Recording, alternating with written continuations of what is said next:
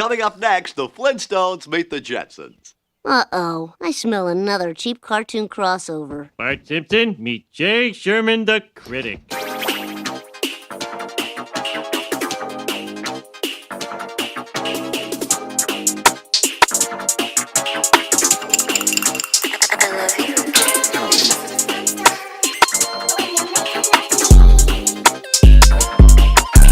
The Simpsons is the biggest animated series of all time, and anybody that even thinks about arguing with that knows absolutely nothing about animation. I'm sorry, that was really mean. I really hate when I get contrarian comments. I'll be mad as hell. And it's because of that quality of being the greatest show on the planet that it almost feels untouchable. Like you'll never see these characters do something really outside of their world or cross over with other shows that it inspired. But they actually have done that a few times. And that's what we're counting down. Yeah, I don't even like doing these videos anymore, so I'm not even gonna act like I got a full intro to this thing in me. Futurama, Family Guy, X-Files, The Critic, 24. 24? We counting that? These are the Simpsons crossovers. Simpovers, if you will. Nah, we're not gonna be doing that. Start the theme song, I'm tired. This ain't televised, they telling lies, but promise I won't. We've been patronized, they taking lives, I'm on my way home. Relax my mind about half the time I'm watching cartoons for knocks how I'm locked in my room. Of course they resemble my skin when I watch too. Hypnotizing, tannic, how I follow through the vibes. Okay, dreaming mama's proud as if she looks through Penny's eyes. I'm a man of the house like Oscar. You deceive, I believe need Oscar. James Earl when I speak, I'm a Fossa. Gotta swerve in the streets, never block us. I go, feel more, just try make you feel more. Through the halls I felt scorns. Looking at me cause I don't like what you like, you feel torn. Should've smacked your like slick back, you ain't seen pimpin' before. For the stars I shoot pimpin', no boy, you best set the score. Mo Sislak, I'm from UCAA, the Uncreative Artist Agency. We represent some of the biggest stars on TV. TV, huh? That crap's still on? Yes, sir. Never been crappier.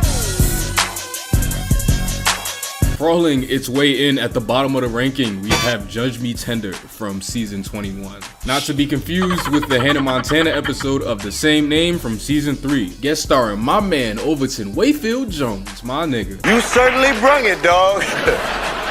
I just wish you would have left it at home. A comparison you will only hear on a channel like this one. Light my fire, daddy. I remember this one when I was a kid. It was hyped up a little bit from what I remember. It's a crossover between American Idol and The Simpsons. And I remember at this time, Paula had just left the show and they just threw Ellen dirty ass up there. That's all I got, bro. I'm black. I stopped watching after Fantasia. Mo becomes a judge around Springfield. He adds a lot of mean, colorful commentary that really makes people laugh and want to see more of him. It starts at an Ugliest Dog competition. Oh, whoa! Even the Koreans wouldn't touch this dog. Oh shit, what the fuck he say that for? And isn't this show animated in South Korea? But how much the American Idol stuff was played up back then, they sure do take their sweet ass time getting to it. All of the Mo judging stuff isn't just the first act, it bleeds into the second. Then after that, they set up this little plot with Simon and Mo. Simon gives Mo shitty advice because he doesn't want to share his status as the mean one or whatever. He's the meanest man in town. Nasty. Uncouth! We hate you! So does Stu. Edit that so it rhymes with something. He's a... They happy as hell them uncensored DVDs stopped that season 20, boy. By the third act, Mo follows this advice once, sees a reaction, blacks on Simon, and I guess he's back in Springfield now? Where the rest of the episode at, bro? Y'all hiding it somewhere? Fuck. The American Idol cast, and I cannot stress this enough, does not do a damn thing. Simon has that little subplot or whatever, you know, like I said, but it just feels so rushed and underdeveloped. It makes you wonder why they even go for it at all. The Simpsons wiki says that Ryan Seacrest is in this episode, and I believe them. He just does so little that I can't even tell you what his fucking character design looks like. Randy Jackson and whoever the hell this lady was, I forget. Motherfucking Paula too and shit. They talk once. Randy talks more as Poof in The Fairly Odd Parents than he does as himself in a Simpsons episode. What a fucking crowning achievement there, golly. Do you have any idea where it might be? No, but I know where I'll be at 9:30, 8:30 Central, in front of my TV watching SpongeBob's Lost episode. I think Ellen just says this one long-ass BoJack Horseman type line of dialogue and just gets up and starts dancing. Ryan, I don't ramble anymore. Although I do love that song Ramblin' Man by the Allman Brothers. I used to think that they were the Almond Brothers, which was cool because I love nuts. Except for Filberts, which is weird because I love Dilbert.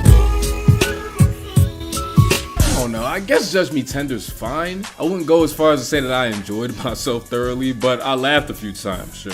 But I think it really meanders in that first act for a really long time. They really take their time with that Mo judging stuff for some reason.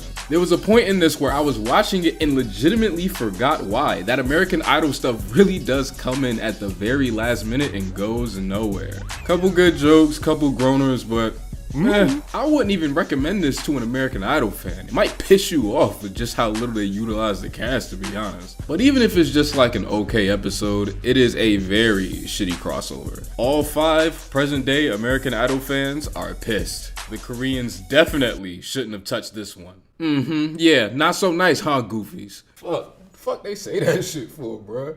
Huh. Was he really here, or was it just my imagination? I'm here. My black t-shirt makes me blend into the shadows. I'm here, I'm gone. I'm here, I'm gone. Damn, I'm what here, show am I gone. watching? I'm here.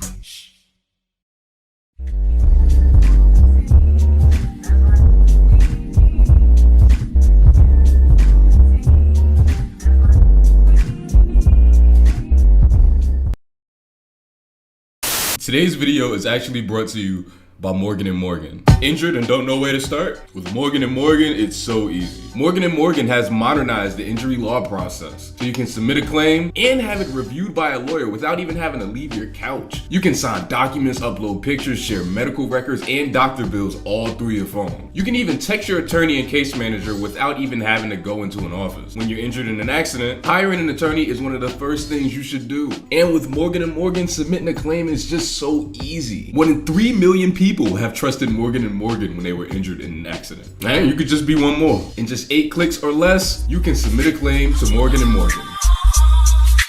This ain't no SVU. If you're ever injured in an accident, you can check out Morgan & Morgan. You can submit a claim in 8 clicks or less without having to leave your couch. For more information, just follow the link in my description or dial #law, that's pound 529, from your cell phone.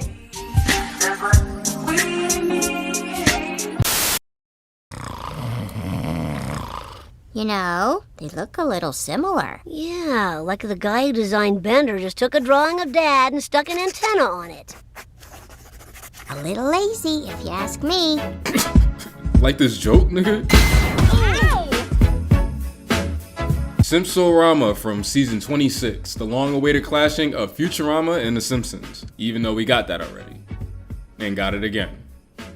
Well, no, this one's animated, I guess. Bart's class is doing a time capsule. Ow! Wish we could put this moment in the time capsule. Consider it done. VHS tapes in 2014, you love to see it. Later that same night, the family hears someone downstairs. Relax, Marge. It's probably just Homer coming home late from Moe's. Homer, damn, it's raining hard as hell, boy. Damn. Homer and Bart go downstairs to check it out, featuring Homer using Bart as bait not once, but twice. This is definitely a part of my least favorite Homer era. The one that dumbly puts his kids in danger, the one that cartoonishly cares more about beer than he does his own son. I think when people talk about him being a bad dad, they aren't talking about the first run of episodes where he's like a babbling idiot who means well, and they definitely aren't talking about the current ones where he's just an absolute fucking sweetheart. They're talking about whatever the hell was going on here, or strangling his kid. I'd imagine that has something to do with it too, I don't know. This is where they meet Bender. Homer and Bender hit it right off, explaining that he's from the future. They bowl, they hit up Moe's, he fucks another machine. Can't have Bender on screen without making sure that you reference that he womanizes machines. Plus he fixed the jukebox. I think they had a thing going. Oh, baby, what you done to me? Shut up, baby, I know it. They go to Professor Frank and realize that Bender's true objective this whole time was to actually kill Homer. Ultimately, this is because the sandwich Bart puts in a time capsule mixed with waste from Springfield and the lucky rabbit's foot that Milhouse puts in there mutated over 1,000 years and became these little rabbits that make life in New York feel like a life in hell. Eh? Fuck you, bitch, that was gold. Full disclosure, I did not like this shit when it came out. For years, I actually used to say that I hated it. From it not being the last one on the list, you could probably see that I warmed up to it. But also, from it not being anywhere near the top, you can also see that it wasn't by much, to be honest. This episode is definitely funnier than I remember. I don't remember laughing as much. I'm dying to know how you got here. Was it a time machine? Little girl, time machines are physical impossibilities. Yes, but how did Bender get here? With a time machine. They got Scruffy! Nope, just got my mustache. But a life without a mustache ain't worth living. Damn. Long live my man Scruffy, the janitor. I don't know, this episode does a few things that I like. I love Bender and Homer being friends. It really breathes new life into this image that I used to see all the time when I was a kid. Bender has some good stuff with Maggie that I really like too. Damn it! Whoa. But ultimately, I always end up scratching my head with a lot of the choices in this. There is no reason why I should be able to count the amount of lines Fry says, the main character of Futurama, mind you, on at most 2 hands. I guess it makes sense to feature Frank so heavy in this episode, right? But you see him more than you do some Futurama characters even. Like, that's always bothered me and I can't put my finger on why. I mean, me and Jerry Lewis are from the same hood. I should be eating this shit up. Might have to hit bro up and see if we got beef. He dead. What? I say he dead.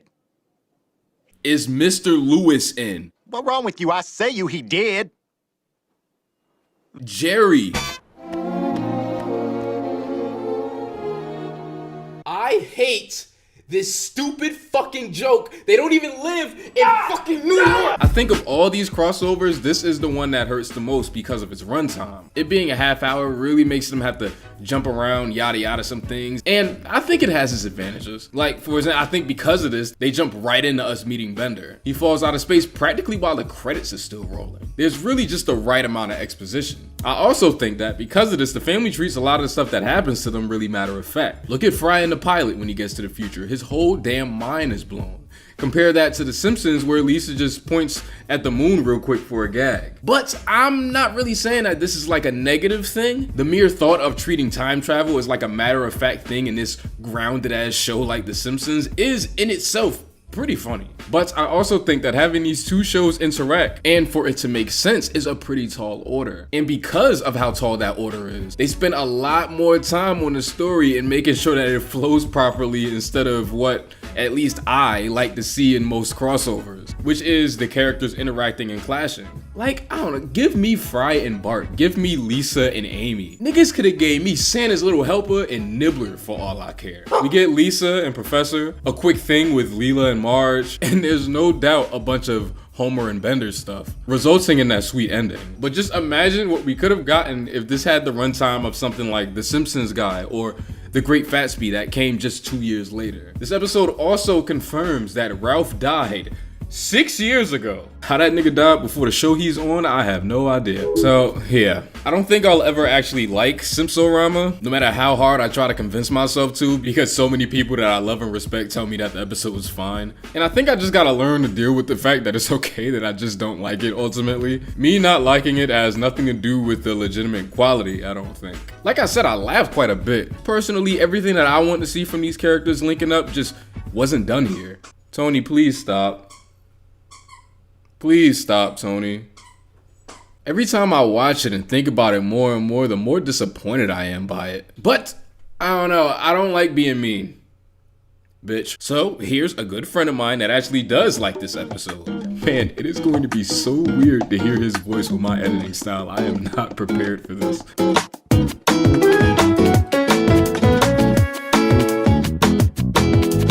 Thanks, Tariq, for having me on your channel to talk about some Futurama.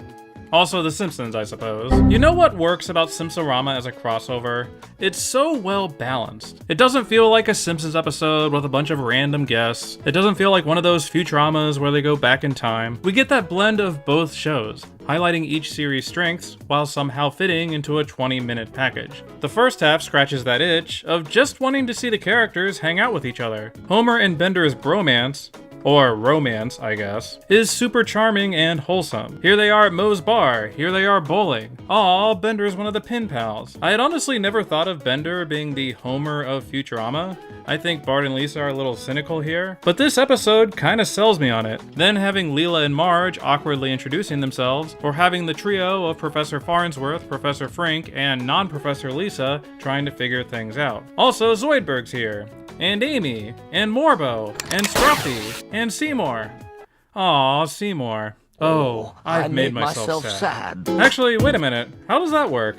They're not in New York. That Mr. Panucci is secretly a savvy franchiser. It's kind of funny how Fry basically has nothing to do in this crossover. He's like the main protagonist in Futurama, but send him back to the 21st century this time, and the guy is just along for the ride. I wish we got to see Homer and Fry bungle their way through fixing the transporter. Feels like a missed opportunity. Although honestly, they were probably smart to lean more on Professor Farnsworth. When he shows up and takes charge, that's when things really start feeling like a Futurama episode. They get a lot of mileage out of him explaining the crazy situation and trying to justify the plot to Lisa. Welcome to Futurama logic. The story of this thing is definitely on the, disorganized end of the spectrum. There's some pretty slick narrative devices, like the time capsule contents at Springfield Elementary, and I'm never gonna complain about getting some Nelson's father lore, but the story does take some time to get going. We gotta reset Bender, then the gang shows up, then we loaf around in Springfield, then they're conveniently whisked away when they figure out what to do.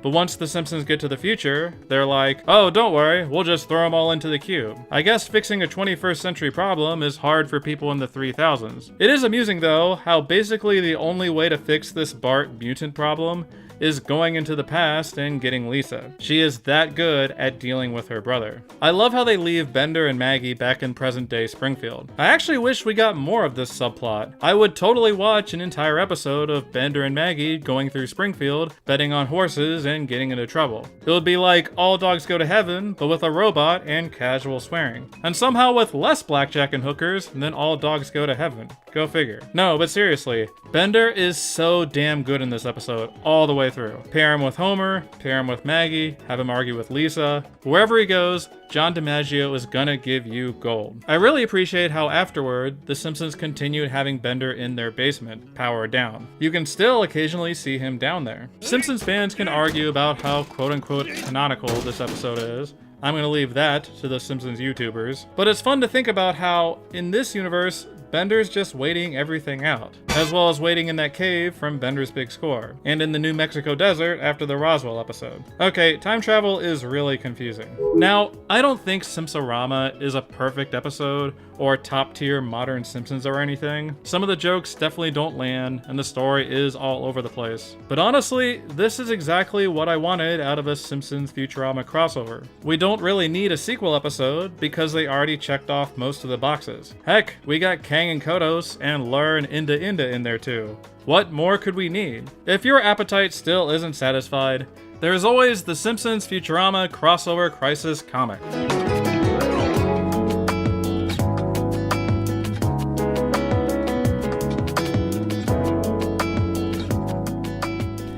Thanks, Gems. Look at that, full circle. Lord, give me guidance. That's right, the guidance department, detention room. Thank you, Mrs. Lord.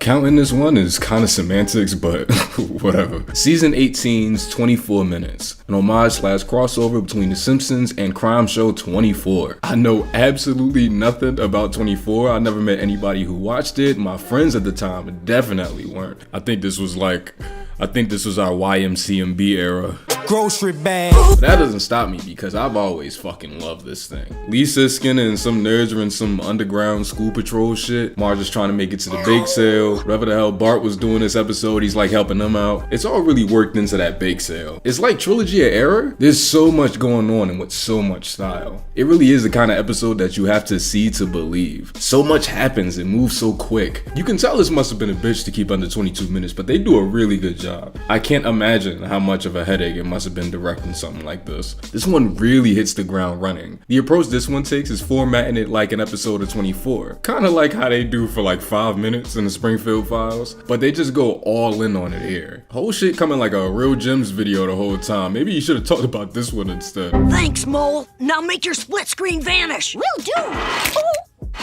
The whole episode takes place over 24 minutes in real time for the characters too. I'd imagine the average 24 episode was 24 hours. I remember this little countdown thing from like commercials and stuff, but again, I don't know nothing. I think doing stuff like this in general really does keep the show fresh. I've always been fascinated by this one because there really isn't anything else like it in the series. They even forego the theme song. This also might be my favorite looking of these episodes in this video, but to be honest, I've always really liked the digital still 4x3 episodes of The Simpsons. Those teen years have a look that I can't really describe with these like real thick outlines. Not every episode was a banger, but they definitely always look nice as shit. Look at Bart walking through Jimbo's house. This episode looks so good. And it's funny, this episode is hilarious to me. So much of it just catches you off guard. Skip to Milo, my darling. The police department needs someone inside the school! As far as crossovers go, like I said, they go for homage instead of like a full-on crossover, but two characters from the show still get to interact with the cast. I'm Jack Bauer. Who the hell are you? Me? I'm Meta Duty. Chloe, find out all you can about I Made a Duty. Ahmed Adoudi, wealthy Saudi financier, disappeared into Afghanistan in the late 90s. Really? No, Jack, it's a joke name. You're being set up. Damn it! I can respect this approach since the super farcy, self-indulgent episode with a bunch of 24 characters doesn't really sound nearly as fun as what this turned out to be. I think they really made the right call here with how they executed this. And Lisa, if I don't make it back, there's a letter in my locker I want you to read. I already read it. We've all read it. I don't know how well 24 minutes captures the energy of the show, if it nails any aspects or makes any meta references. Trust me, if I had more time when making these videos, I would have chased the whole damn show. But as a Simpsons episode, it's definitely one of my favorites from this era. It has the same energy of freshness that people love a serious Flanders for, but still manages to work canonically and not break the mold of the show. So I say look into it for that alone, honestly. It's big, it's stuffed, it's funny, I love this thing. Listen, there's a mole inside CTU. A mole? Yes, a mole. Now, I don't have much time, so I'm just gonna come right out and say his name. So get ready to know his name. His name is the following. Grocery bag.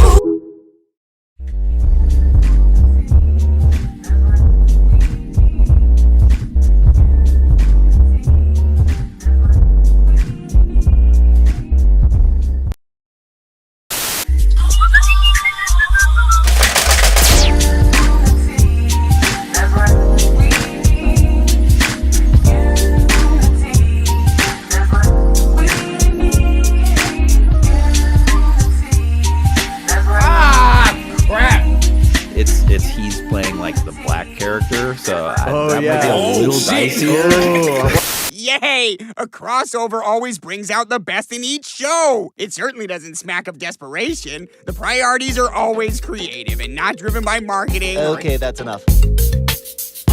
Go!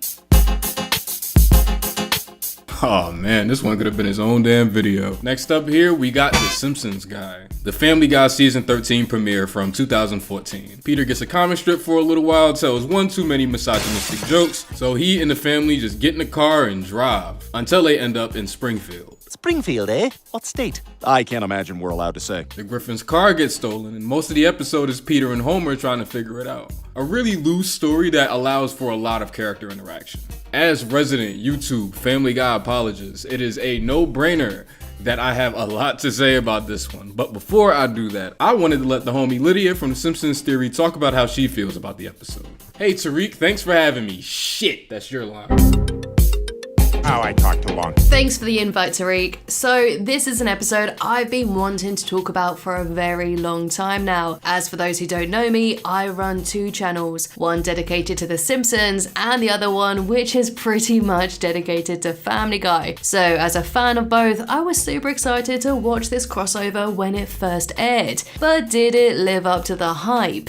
Well, for me personally, no, it didn't. This two-parter was written exclusively by the Family Guy staff with no involvement from the Simpsons writers, and it really shows. There was just more gross humor like vomit, swear words, and over-the-top violence that just doesn't fit well into the Simpsons world. So from the off, you can really feel the lack of involvement from the Simpsons team here. I feel that this crossover in general would have really benefited from more collaboration between the two writing staff. They both certainly have their strengths, and to bring that together in a celebration of both shows would have been really cool. Admittedly, the story of Pawtucket L being a knockoff from Duff is pretty clever, seeing as the Simpsons have never been shy about calling out Family Guy for copying them, with Seth MacFarlane himself freely admitting that his show was heavily inspired by The Simpsons. So I did like that. But even still, it felt that the writers really struggled to stretch this plot across 2 episodes, because the remainder of the second part devolved into a glorified chicken fight between Homer and Peter. It's ridiculously over the top, with them even getting superpowers and blowing up Springfield. This brawl goes on for almost 10 minutes, and it's just incredibly lazy. I feel that a good crossover episode should be an equal blend of both shows, and obviously we got more of Family Guy here,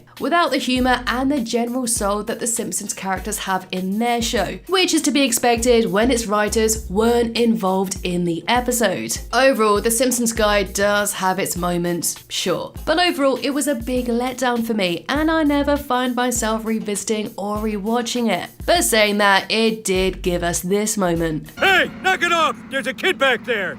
I'm in danger!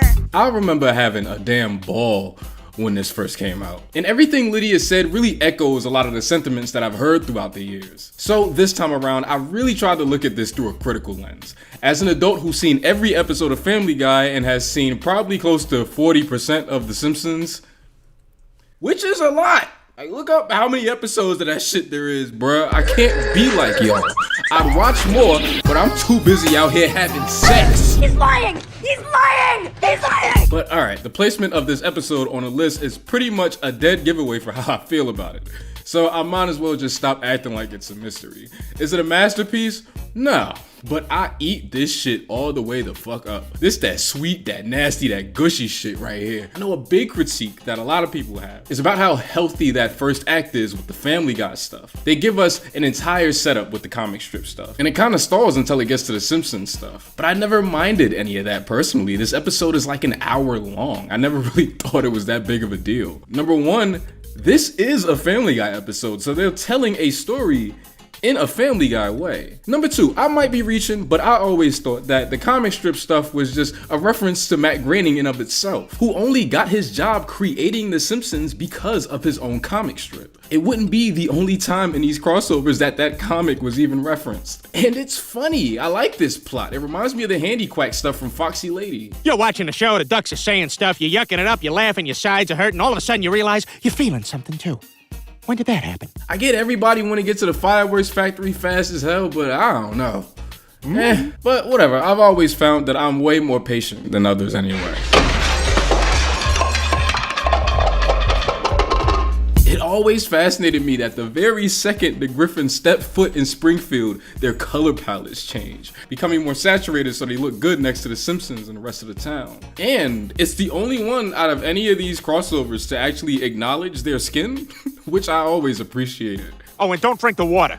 Everybody around here looks like they have hepatitis. Apu, a dozen donuts for our albino visitors. I love all of the shots of the Griffins walking through Springfield too. It really makes this thing feel like more of an event as it was supposed to. It reminds me of the kind of stuff that I wish we got in that Futurama crossover, but they just didn't have enough time. They do a lot of stuff like that. Homer coming out of the shadows, the applause for Apu. They treat this like a big deal. They animate the Simpsons characters as Simpsons characters, which is cool too. So much commentary online about Family Guy is about how stiff and stock the movement is. And regardless of where you land on that, it is no mystery that The Simpsons isn't animated that way, especially not right now. They give the Simpsons characters so much life, posing and movement. They don't animate them with the same philosophies of the show. This is actually something that they talked about on the audio commentary for this episode, which I had to hunt down for this video, mind you, the shit being $44 on Amazon wasn't no help. Fuck going on out here? The style of acting is much different.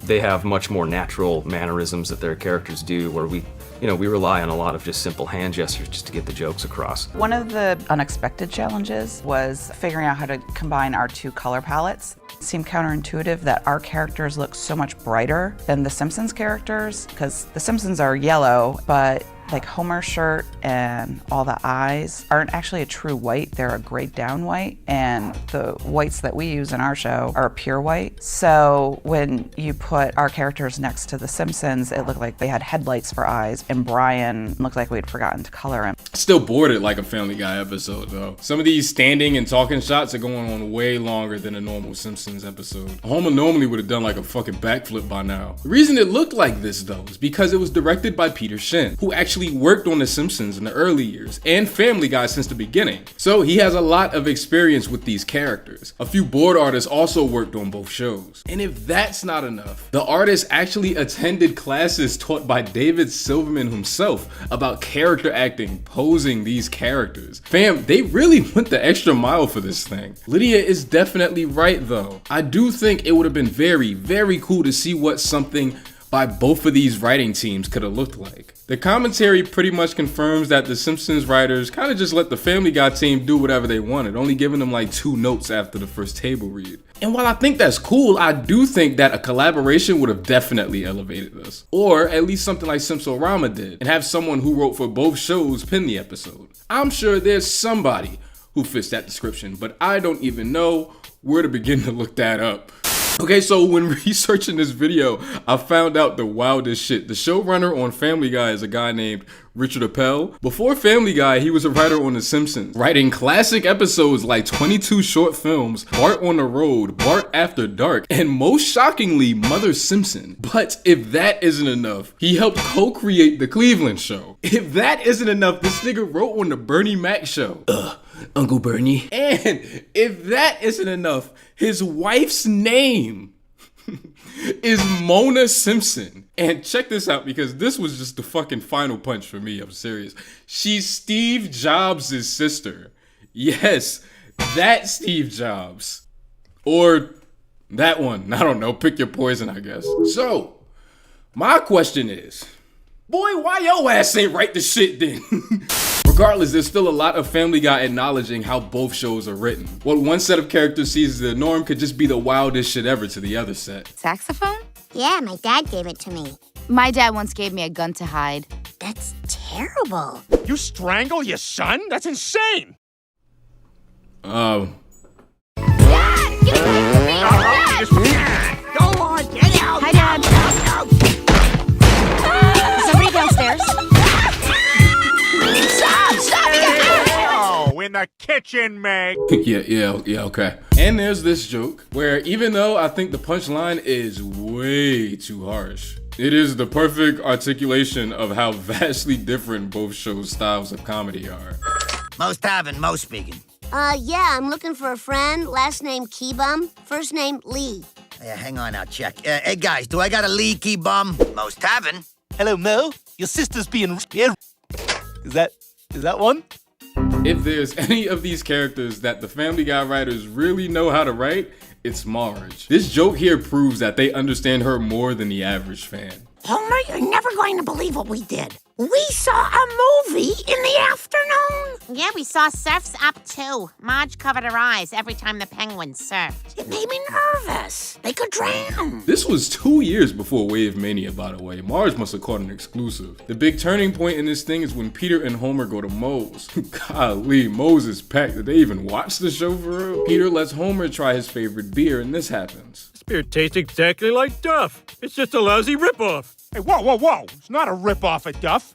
It may have been inspired by Duff, but I like to think it goes in a different direction. You can't just slap a new label on something and call it your own. Well, maybe Duff should be in trouble for, not being that great. Duff is an icon. Yeah, but some folks prefer Pawtucket Pat. I mean, don't get me wrong. I used to love Duff when I was younger, but I haven't even had it in like 13 years. It's all right. It not subtle or nuanced. It tasteless and lukewarm. Okay, alright. One more aside because I've never seen anybody talk about this shit before. 18 days, just a little over 2 weeks before this episode came out, YouTube animator Yokino Joe uploaded this, the Family Simp cartoon, that I'm pretty sure that I've used clips of before because I fucking love this thing. And he, beat for fucking beat, predicted this entire story arc, including the fucking chicken fight. Same beer, same show. And I don't know why does nobody talk about this shit? There's a couple things about the episode overall that I just don't really like at all. It isn't perfect. I feel like if the crews linked, like Lydia said, it could have been. But some Family Guy sensibilities get applied in areas that I don't really agree with. I don't like Homer and Peter drinking gas. I don't like Homer and Peter washing cars. I remember when this came out, everybody accused this scene, just this entire scene, of being like a weird Family Guy thing, but I don't even think that's true. Replace this with like a Boyz II Men song, and this is way more of an American Dad bit. And make sure one of them wanna fuck their mama, I guess. Some characterization stuff is off too, definitely. Bart telling Marge to eat his shorts comes to mind. He would never talk to her like that. Honey, your hands are filthy. Go wash up for lunch. Eat my shorts. They could have just made this Homer, bro. Like, they could have told the exact same joke. And I guess the little chicken fight brawl that they have is alright. I hate to say that about something that took so much time and money and effort, clearly, because it's gorgeous and has a ton of callbacks to both shows. I always get a kick out of this one. We're gonna make it! Trust me, we're not. But it's not really what I watched this episode for. But with that, I honestly feel like I like so much more about this episode. I like Bart with Stewie pairing these two mascots together. Stewie getting so obsessed with the simplicity in everything Bart does, in comparison to how out there a lot of the stuff that he does is. It really reminds me of this one thing Seth said once about when the show first started airing. Nowadays, we get for making fun of Jesus and for sodomy jokes and whatnot, but back then it was, this kid is talking back to his parents. I love Lisa's story in this, being her showing Meg that she matters. Shut up, Meg, you don't matter. And I don't think her getting jealous of Meg's actual talent goes against the kind of kid that Lisa is. We've seen her be petty and jealous before. I love Marge telling Brian to eat in the kitchen because none of this is fucking normal, and him trying to liberate Santa's little helper. I love the courtroom being filled with so many character combinations. You like sex? I don't think we're very similar. Two James Woodses, the two mayors, Cleveland and Carl. Look at me and Shady Do-Rags. You know why they got us sitting next to each other. 'Cause we're the two funniest guys in our towns? Damn right. Nah, it's because y'all voiced by white people. They even got Matt and Seth in the back, bruh. I love Fred Flintstone, the main character of the very first primetime adult animated show, being the judge in the trial. I love this joke. Man, do I fucking love this joke. It might be in my top 10 Family Guy jokes. I just wanted to make you laugh and cry. You see, I'm a family guy. I understand. I'm The Simpsons. It's like the perfect Homer line, and it ends with a pan out from the chalkboard mirroring the opposite of how every Simpsons episode starts. I get people's frustration with this episode, or why it leaves a nasty taste in some people's mouths. Kinda. I'll be honest, I don't really fully get it, but man, it's been a damn decade and I'm still grappling with the surreal concept of seeing Brian talk to Marge. No matter how many times I see it, the novelty just does not wear thin for me. They bodied this, man. Fuck y'all. Not Lydia, of course. Or Mark. That's the homie. The rest of y'all, I guess, didn't shit. Nice shirt! Thanks, Mom. I bring you love. It's bringing love. Don't let it get away. Break its leg!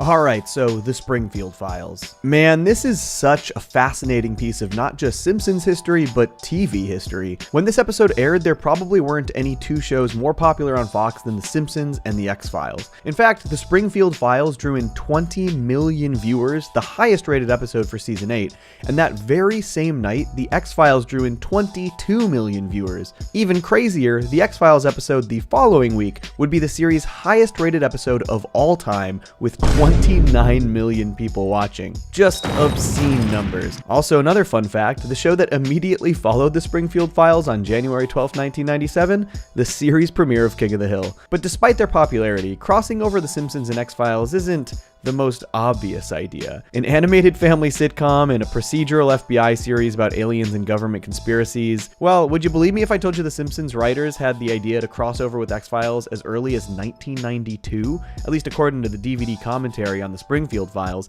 That's a full year before the X-Files would even air? Damn, and this episode wasn't produced until season 7, and it premiered as a holdover in season 8? Oh, yeah, right. I'll just type it up on my invisible typewriter. Honestly, it sounds kinda suspicious to me. I have always been a huge Simpsons fan, but towards the end of the X-Files run, I also became mildly obsessed with that show. So my Sunday nights were spent in Springfield and then deep into government conspiracies. Though slightly embarrassingly, I became a fan during their least popular season when David Duchovny was holding out for more money. They brought in Robert Patrick to replace him, promoting the entire season's mystery as, what happened to Mulder? Where's Mulder? Oh no. But I think my first introduction to X-Files had to have been this episode. And Springfield Files is a bizarre Simpsons crossover for a bunch of reasons. For one, the entire episode is framed by a parody of a different series, Leonard Nimoy's In Search Of from the 70s. It even features Leonard Nimoy himself as a guest star, his second time playing himself on The Simpsons after Marge vs. the Monorail. No. The world needs laughter. But I think what makes it strangest is that the crossover with the X-Files really only runs for a tiny fraction of the episode's runtime. Literally for like 3 to 4 minutes. They kind of speed run through all of the X-Files stuff. And those scenes are good. They clearly did a lot of research to make the scenes at the FBI match how they look in the X-Files. The dialogue shows an understanding of what happens on that show, while also poking fun at the show and the characters' priorities. There's been another unsubstantiated UFO sighting in the heartland of America. We've got to get there right away. Duchovny and Anderson do a great job bringing their same energy from X-Files. The score really evokes those X-Files vibes. They nail the lower third chirons. They look right out of the show. There's a very funny interrogation/lie detector scene, and fittingly, they fit the infamous smoking man in the shadows right in the background. I'm really obsessed with this shot where they're having Homer run on a treadmill, and you can see his reflection perfectly between Mulder and Scully watching on the other side of the glass. It's not really an X-Files thing, I just think this is a great shot. But I have to admit, it is a little disappointing that the crossover itself is so unsubstantial. They make the most of it, but this is by far the odd man out when it comes to Simpsons crossovers, not only because it's a live-action series, but because it's just not the actual focus of the episode. Almost like they were just using the crossover as a cross-promotional gimmick for the two most popular shows on their network. Luckily though, the rest of the episode is pretty damn great. To quote the great Toonrific Tariq, this thing is jokes. Absolutely kills me every time I hear Homer try to describe the movie Speed, and he keeps using the word speed when describing the movie Speed. I think it was called The Bus That Couldn't Slow Down. I love the joke where they reveal the Psycho score is a bus taking the entire orchestra home, Moe panicking about the whale he's keeping in the back of the tavern when the FBI finally shows up. There is so much funny stuff in this episode. It is a little funny that the main plot of the episode is that Homer sees an alien and nobody really believes him, which was also the plot of the Treehouse of Horror segment Citizen Kang from earlier this same season. But both episodes are great, so no real complaints here. Just thought it was a funny observation. I especially love the sequence where Bart and Homer go looking for the alien. Bart being the only one who believes Homer is very sweet, and I'm a real sucker for those kind of bonding moments. I also just love the look of this episode. The color palettes and backgrounds during these alien encounter sequences are really beautiful. That eerie green glow from the alien, who would ultimately be revealed to be Mr. Burns. Man, the way they animate Burns here when he gets all hopped up on those drugs, that is so good. I love this stuff. Overall, this is a high quality episode. It's really fun all around, and arguably its biggest disappointment is the fact that the crossover aspect itself is good, but so unsubstantial. So while this is an episode of The Simpsons that I do really love, it's not really one of my favorite crossovers, because what I love about it most isn't really the crossover itself. Alright, that's all I got. And so concludes our tale. I'm Leonard Nimoy. Good night, and keep watching the skies. Johnny! Two challenge!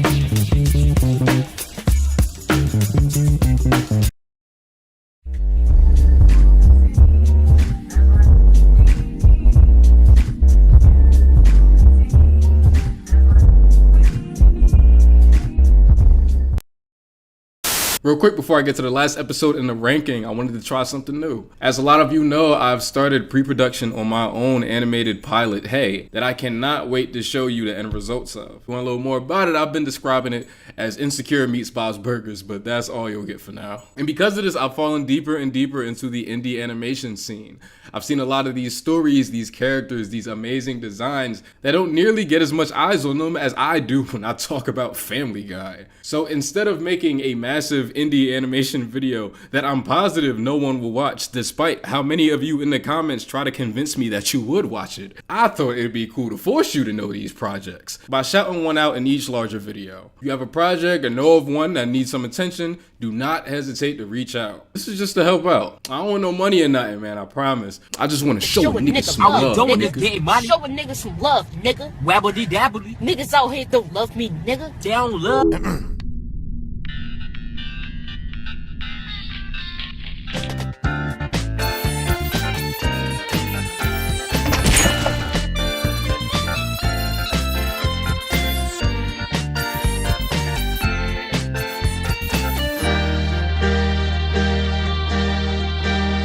Sublo and Tangy Mustard is a web cartoon independently created by Aaron Long, whose name might look familiar if you're a fan of Tuca and Birdie or BoJack Horseman. It's about two store mascots who are the namesake of the show, who are forced to wear their costumes 24/7, but they're actually pretty chill about it. They spend most of their time dicking around. I found this sometime last year, I can't really remember when, but this is my shit. Might be a bold take, but I think this might be my favorite running cartoon right now, and this shit ain't even on television. Each episode ranges in duration. Some going for 8 minutes, some as low as 2. Last week's clocked in at like 11. And as far as I can tell, it's all just animated by Aaron himself. The style of this animation is something that I just can't get enough of. It's so controlled yet free, so structured yet ambitious. It's beyond expressive. Aaron does this thing that I've never seen anyone do before. When a character is drunk, it like messes with their animation quality and frame rate. Look at Katie compared to everyone else in this shot. It's incredible. I rewatch episodes all the time, one because they're funny as shit, but also because I can't stop looking at it. The voice acting is incomparable. I cannot imagine any of these characters sounding any other way. Their boss's name is Dick Woobama, and his voice fucking kills me. She ain't half wrong, Dickie Woobama. She got you. Their co-worker Katie is the true heart of the show. You think that this was just a bunch of silly things happening to these two guys, and there's a lot of that. But Aaron just very cleverly and sneakily uses Katie, this real figure in this silly cartoon, to tell a story about the emotions that come with being an artist, the fears of being rejected, of being made fun of, feeling like you're incapable of following your dreams and turning to other vices. Bruh, this shit is good. You can watch Sublo and Tangy Mustard on Aaron Long's YouTube channel, and you can run that shit up on Patreon too, so he can keep making this special ass masterpiece. The sheer enjoyment I feel when I hear that damn theme music is truly unmatched.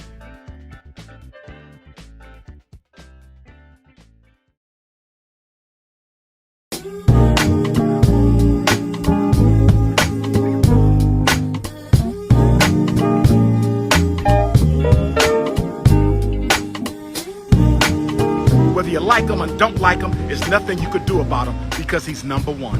Whether you like him or don't like him, there's nothing you can do about him because he's number one. At the top of the list, because of fucking course it is, we have season 6's classic A Star Is Burns, a crossover between The Simpsons and The Critic, a short-lived adult animated show created by ex-Simpsons showrunners Al Jean and Mike Reiss. Jay Sherman comes to Springfield to help judge a citywide film festival, and yeah, that's kind of it. What can I say about A Star Is Burns that won't make this video take any longer to make? I am one of those many people that had no idea that this was a crossover until I was old enough to listen to DVD commentaries. That's such a common thread with this episode. And even though I know this is a crossover, I guess it's still really hard for me to see this as one. And in the same way that I do all the others in this video. It really is just a Simpsons episode. An impossible thing for an episode of The Simpsons to feel like, I know. But I don't know, unlike the other things scenes on this list, including something like Judge Me Tender that damn near does nothing, this one doesn't feel like the crossover disrupts the normal pace of the show. For better or for worse, it's just a Simpsons episode with a character we've never met before. And depending on what you're looking for, this can make it great or worse. I never watched this episode feeling like I should watch the show, or that I even knew what kind of show that it actually is. But I think there's something really fascinating to see this show just handpick one character. I think that's a real underrated approach. I think a lot of my issues with lost potential in something like Simpsorama might go away if they just decided to only give us Bender. Waving characters like Fry in our face and not doing anything with them just kind of rubs me the wrong way. But when you tell us off rip that we're only getting one, I don't know, how could I really be mad, you know? Matt Groening was hot when they was making this shit. He felt like it was just an advertisement for the critic, since it was a less successful show also being produced by Simpsons producer Jim Brooks. He tried to get niggas to pull an episode, and when that didn't work, he just badmouthed the episode in the press any chance he got, which I personally feel like is the corniest shit ever. That's why when the theme song ends, the created by credit is skipped, and Matt's name isn't under developed by, which were bro's only credits by this point anyway. It's not like he did anything. I really like what Jim Brooks said about it back then. I'm furious with Matt. He's been going to everybody who wears the suit at Fox and complaining about this. When he voiced his concerns about how to draw the critic in the Simpsons universe, he was right, and we agreed to his changes. Certainly he's allowed his opinion, but airing this publicly to the press is going way too far. He's a gifted, adorable, cuddly ingrate, but his behavior right now is rotten. For years, Al and Mike were two guys who worked their hearts out on this show, staying up till 4 in the morning to get it right. The point is, Matt's name has been on Mike and Al's scripts, and he's taken plenty of credit for a lot of their great work. In fact, he's a direct beneficiary of their work. The critic is their shot, and he should be giving them his support. Maybe they pieced it up, maybe they just learned to forgive and forget. Even as late as 2004, Matt just isn't on the DVD commentary for this episode. I guess he just rather forget about it, and I feel him. There's tons of videos that I like to forget about. Honestly, if it was up to me, I'd forget about all these shits, including this one. I'm not sure when you're watching it, but I'm positive I hate it by now.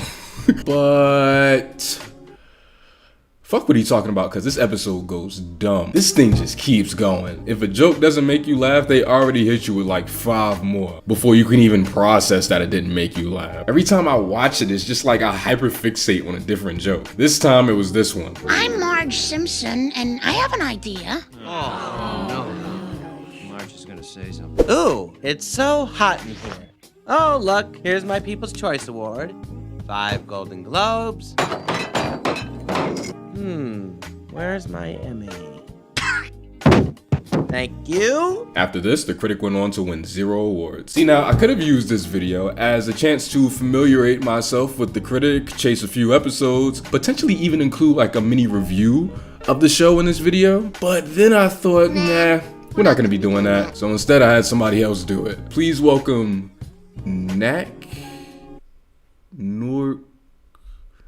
Neek Tando? Your mama named you that, player? Cool, I'm in a terrific Tariq video. I wonder what TikToks reposted to Twitter will be edited into my segment. Y'all kill me with these vague fucking statements. What you trying to say? I've heard a lot of fans who first watched this episode years or decades after its release and didn't know that this was a crossover with the short-lived animated sitcom The Critic. But not me! Thanks 8.8 pound Simpsons World episode guidebook that I could probably use as a weapon. In so many ways, this crossover is a perfect fit, considering that it shares showrunners, production companies, and many writers and artists with The Simpsons. You can't talk about the show without bringing up those yellow fellows. But honestly, that similarity is probably the critic's biggest flaw. Now, the critic itself is, wow, this cartoon is old. When it's not focused on the life of an upper-class New York bachelor and cable TV film critic, a setup that I'm sure still exists today, the humor leans hard on slightly weirder variants of the pop culture references that dominated the early Simpsons seasons, ran by critic creators Al Jean and Mike Reiss. Run for your life! Roseanne's on the loose! In the mid-90s, I bet it must have been cool to finally have another adult animated sitcom that could be as beautiful and heartfelt as the series that launched the genre. But now there's so many Simpsons alternatives out there. I don't think the focus on film and filmmaking is enough to differentiate the stories and comedy like sci-fi and fantasy tropes did for Futurama or Disenchantment. That's not to sell the critic short, cause I love its gorgeous watercolor depiction of New York, I never skip the theme song, Jon Lovitz gets to say a lot of funny things, and it's relatable to some of the work I do on my channel. Our research shows people don't care what you think. They just tune in for the funny clips. Are you telling me they'd rather watch... A Star is Burns kind of fails if you approach it like it's an episode of The Critic. Jay Sherman only plays off the Springfieldians for a few minutes, and there isn't a clear contrast between how he's treated in this small town versus the Big Apple. He's got some fun moments, but is really only here to push Homer to want to prove himself to Marge. I appreciate that in an episode filled with fast-paced comedy spotlighting the supporting cast, there's still time to sneak in a sweet Homer and Marge story. I should be glad that the episode isn't overtaken by being an advertisement for The Critic, but it feels like a lot of that series isn't represented here, besides maybe a running gag or two. It's a little off-putting for Jay's intellect to overshadow his ego, and taking him out of New York removes the memorable supporting cast. That means no Duke, no Doris. Combined with his newly yellow skin and Jon Lovitz playing a one-off character being a common sight in the series by this episode, it's so easy to read Jay Sherman as an original character. He's almost framed like a lot of the pop culture references I didn't get as a kid. I don't know who George C. Scott is, and that didn't stop me from laughing at him get a football to the groin. My groin! Plus, any mention of Jay's show could be confused with his in-universe show, Coming Attractions. Hey man, I really love your show. I think all kids should watch it. I suddenly feel so dirty. Part of me does enjoy how casual this guest spot is. Reminds me of how the new Scooby-Doo movies sandwiched episodes featuring Batman in between random celebrities, but they're all treated with the same level of excitement. I can 100% buy that these take place within the same universe, even if The Simpsons is a cartoon within The Critic. But you'll probably hear someone else complain about this same inconsistency in a few minutes. So Johnny, or whoever's doing the Simpsorama segment, don't let me down.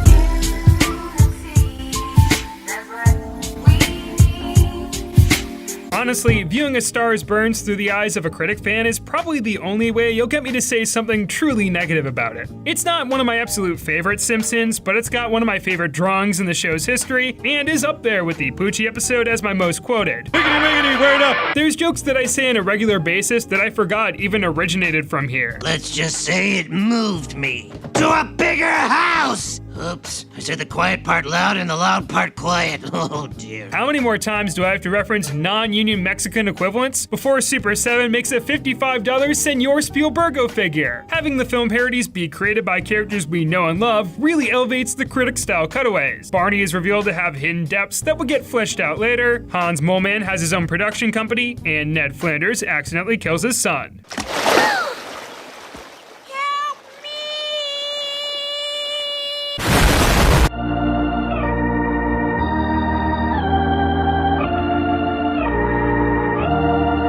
I know it's funny, but I had to stop using We Fall Down. They kept claiming that shit. Between all of the characters crammed into the news report and town hall scenes, it feels like the Critic writers really wanted to represent all of Springfield since this was their only shot at drafting an episode. The easiest way to be popular is to leech off the popularity of others. So we propose changing our name from Springfield to Seinfeld. Okay, I know this joke is sweaty, but I kinda love it. Patty and Selma walk off stage like they know they don't need to elaborate. That slap bass riff is perfectly pathetic too.